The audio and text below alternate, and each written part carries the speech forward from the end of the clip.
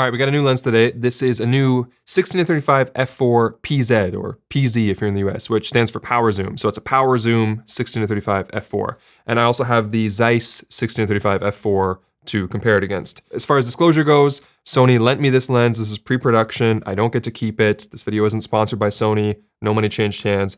But this video does have a sponsor though, and that's Storyblocks. All right, let's jump right into the build quality and I guess the zoom function. And we can talk about these little white tapes that I have on the lens, so I can take them off. Fun fact about that, I already did the tape test, and I had it with 2 pieces of tape on, and then there was only 1 piece of tape on it when I went to set up for the video.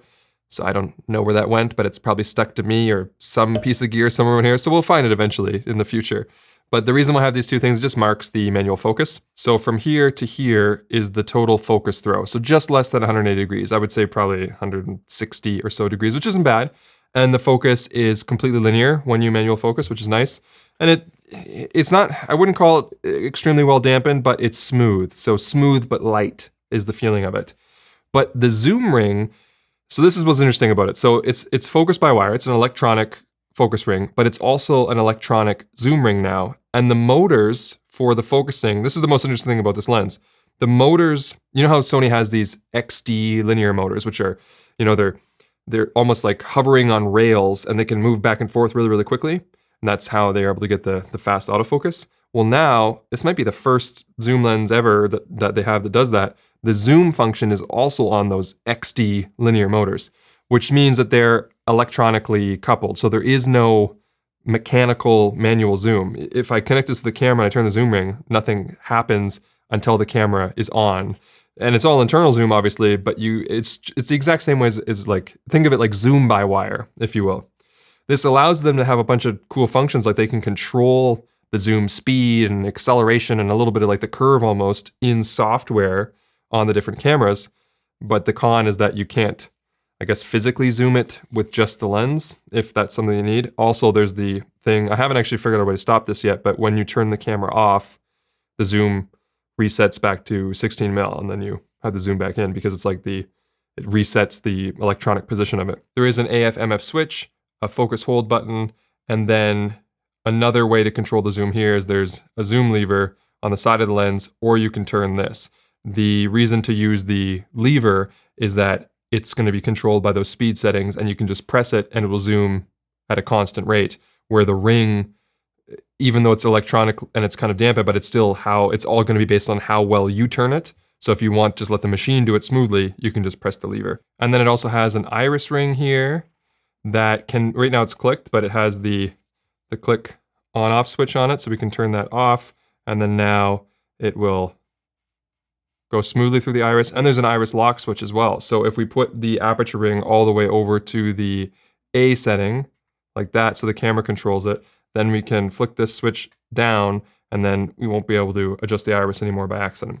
So really, for the size of this lens, it's fully loaded with like every sort of like switch and lever and stuff you'd expect to have on it. And I'm really surprised they're able to stick that power zoom XD, you know, floating railgun zoom system into such a small lens. Because comparatively, if we compare it to the Zeiss 16-35, you can see that the Zeiss is not only taller, but it feels significantly heavier in the hand. I actually have the specs on it here. The new Sony is 353 grams, and the Zeiss is 518 grams. So it's a pretty significant reduction. And in case you weren't able to see it there, it's f4 to f22 is the full aperture range.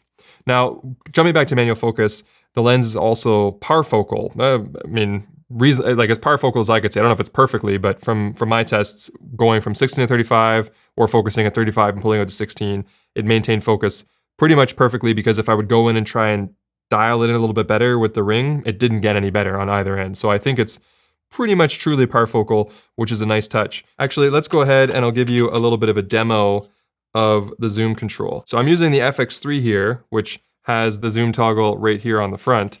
But if you're using a non-FX Cine lens, you can program whatever button you want. You can either program a button to just bring up zoom control and then use the D-pad, or you could program left and right on the D-pad to be zoom in. And like I said, you can also you can fine tune how it actually zooms. So, or you could just use it on the lens too. But so here's a little demo here. Let me press record. So if I zoom in, that's full speed in and out using the rocker, but if I go and just pull the rocker just a little bit, you can see that we get very smooth, slow zooming. And it looks great. You can see that as I'm zooming, you don't see the focal length anywhere on the lens. So with a lens like this, regardless of what, like I guess any modern Sony camera that you put it on, it shows the focal length on the screen. Something I kind of wish that Sony would do with all their lenses. Like some brands have it where you can see the focal length on your display regardless of what you're doing. But with Sony, it's only the like power zoom lenses that don't have the focal length on the lens, then they'll show up on the screen. But if I put the Zeiss on, it doesn't show up on the screen because it's on the lens itself. And the focus breathing is really well controlled as well, which I was happy to see. And this is using even the FX3, which doesn't have the focus breathing compensation. With no compensation, the focus breathing is very, very minimal when you go from infinity to minimum. So that's great. And speaking of minimum focus, on this one, there's quite a disparity between the 16mm and the 35mm. You get about the same distance from the subject. It's 0.28 meters or 0.92 feet to 0.24 meters or 0.79 feet. So you can get a little bit closer. But the magnification is significantly different between 16mm and 35. So if you want to do the close-up stuff, you definitely want to be on 35mm.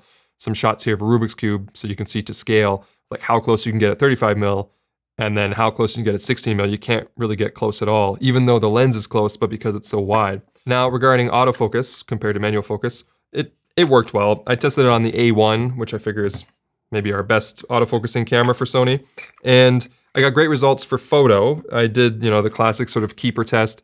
I was doing things where it was like moving in and out of a focus target really quick on high speed and like seeing how many keepers there were. I don't know how valid of a test that is, but I was getting above 90%. So I've got no complaints with that, even on high burst. And then for video autofocus, again, really, really good result, but there is a quirk or a piece of advice. So typical kind of like running at the camera back and forth thing, I was getting great results. But if I did the pop in, pop out test, where you like leave the frame and come back in, I know, that's not really a practical test, but in case that's something you want to do, or maybe you're holding up objects to this lens quickly, it struggles a little bit when you have the responsiveness set to anything less than maximum. I had to put that to 5, the switching responsiveness.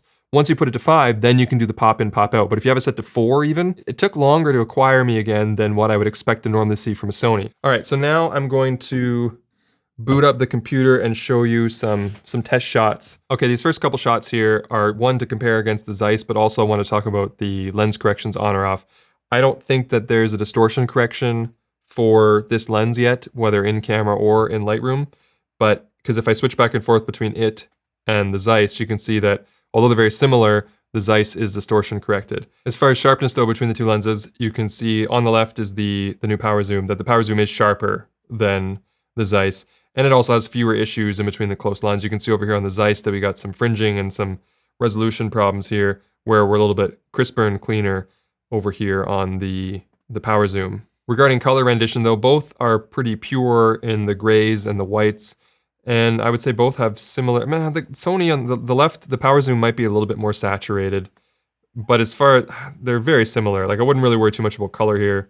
It does seem like the yellow is a little bit better on the power zoom and a little bit richer here in the magenta and the blue. But so yeah, it's a better lens. It's newer, it performs better optically in this regard, but it's minimal. One thing to consider though, before we move on and step away from the comparison, is that the power zoom does not have any kind of stabilization, where the Zeiss does have the OSS built in.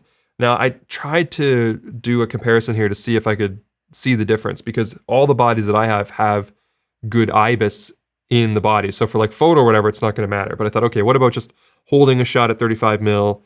Is it shakier on the power zoom than it is on the Zeiss?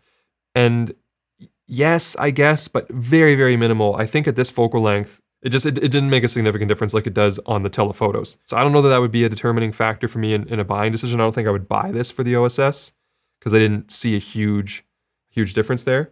I would probably buy this instead for the improved optical quality, which is noticeable.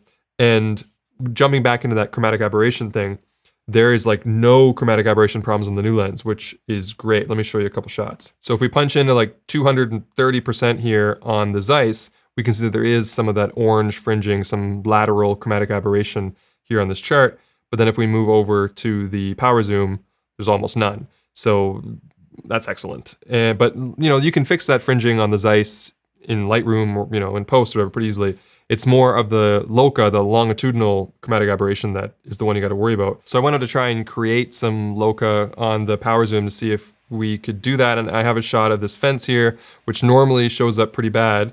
But you can see even in the sort of foreground autofocus areas and then the back autofocus areas, there is no fringing or color shifts at all, and it transitions very smoothly, which is nice. So I don't see any chromatic aberration issues at all, and sharpness is great. It's a great lens. For an f4, it's a great lens. The only thing that isn't particularly great about it, when you close focus and you want that same sharpness. Here's one at f4, 35mm, and I focused on this leaf down here, and you can see it just has sort of like a soft, you know, shimmery kind of quality about it, which is a known aberration that happens on some lenses when close focusing. The G Masters don't tend to do this, but the lesser lenses sometimes do. And you can see it here. So it's not really something I would want to do if I wanted to get these sort of close-up details. You know, you're better off with sort of a more distant shot. And we can also use this to sort of talk about these types of shots that I do sometimes where you've got water, there's some melting snow in the background, and we get down and close and there's rocks. It creates a lot of very strange bokeh, like weird little orbs and elements, so we can look at some of the more peculiar character of the lens.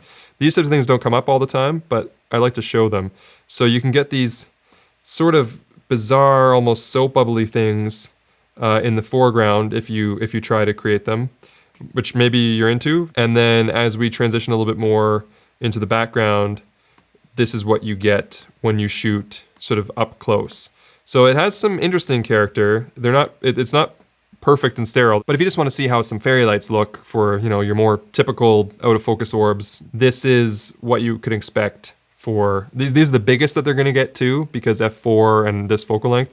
And we do have that sort of outer membrane. I wouldn't call it completely smooth. They look fine. They're not the best in the world, but they look fine. What is good though is that you can see the cat's eyeing over here is kind of minimal, and even if we stick it in the corner, it doesn't really get any worse up there. So they keep pretty round shapes, which is nice. It's just that the contents of the shapes can have a whole bunch of funky stuff in them, which can be interesting or not. It's up to you. They're not perfect G Master, you know, perfectly smooth orbs. And then if you care about Sunstars, here's a couple f22 shots of the sun at 16mm and 35mm. Again, not overly pronounced Sunstars, but they're fine, whatever.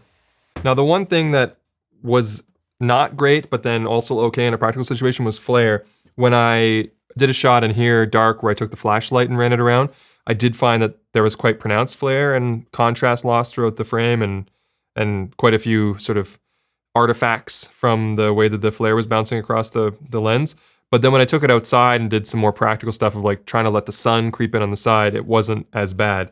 Normally, I see similar results in and out. This is a lens that's like, it seems like practically in a real situation, you're probably not gonna have issues with flare, but in a artificial situation, you can create strong flare.